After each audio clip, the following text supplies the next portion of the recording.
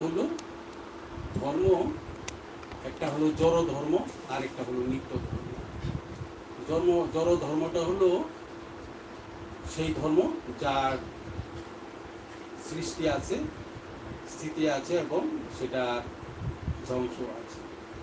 আর নিত্য ধর্মটা হলো যেটা নিত্য শাশ্বত কাল ধরে চলতে থাকে। তো নিত্য ধর্ম হলো এই যেটা জড় ধর্ম, সেটা হলো এটা অন্যভাবে যে জড় ধর্মটা হলো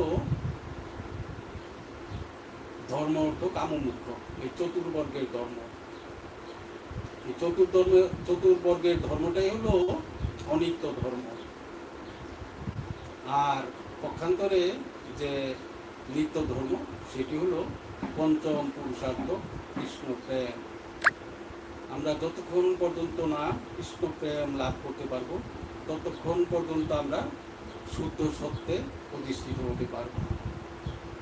আর পরম সত্যে যখন আমরা স্থিত হতে পারবো তখনই আমাদের জীবনের আমরা পূর্ণতা লাভ করতে পারবো এবং ভগবান শ্রীকৃষ্ণের পাদপদ্মে আমরা পৌঁছতে পারবো।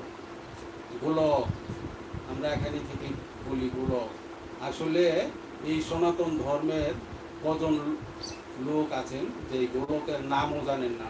কতজন আছেন যে গোলক সম্বন্ধে তাদের ধারণা আছে? তো ব্রহ্মসংহিতায় ব্রহ্মা বলেছেন যে সেই যে গোলক, সেখানকার সেই ধামের যে গোলক অতি, ভগবান ব্রহ্মা বলেছেন অতি বিরলতর স্বল্প সংখ্যক সাধু ব্যক্তিরাই কেবল সেই ধামকে গোলক বলিয়া জানে। আর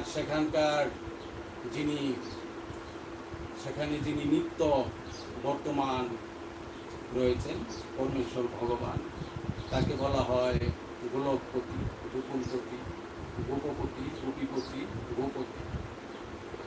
তিনি সমস্ত কিছুর পতি এবং এই জড় অনন্ত কোটি ব্রহ্মাণ্ডের তিনি পতি।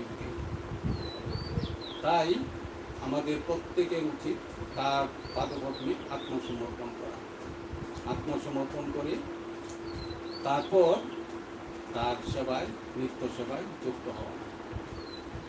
তো ভক্তি সিদ্ধান্ত সরস্বতী ঠাকুর প্রভুপাদ তার গ্রন্থে লিখেছেন যে এই যে ভক্তিলতা যেটা প্রতিনিয়ত বৃদ্ধি হওয়ার কথা, কিন্তু যখন আমাদের এই ভক্তিলতা মধ্যে আগাছা, এই কি বলে এটাকে ভুলে গেছি, যে এই ভক্তিলতা কখন ব্যাহত হয়? যখন আমাদের মধ্যে লাভ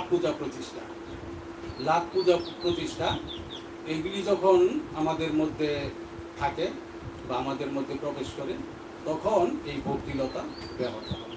তখন আর সেই মূল লতা বৃদ্ধি হয় না এবং আমাদের যে মূল লক্ষ্য, সেই লক্ষ্যে আর সেই ভক্তিলতা পৌঁছতে পারে না। তো সেই জন্যই এই লাভ পূজা প্রতিষ্ঠা থেকে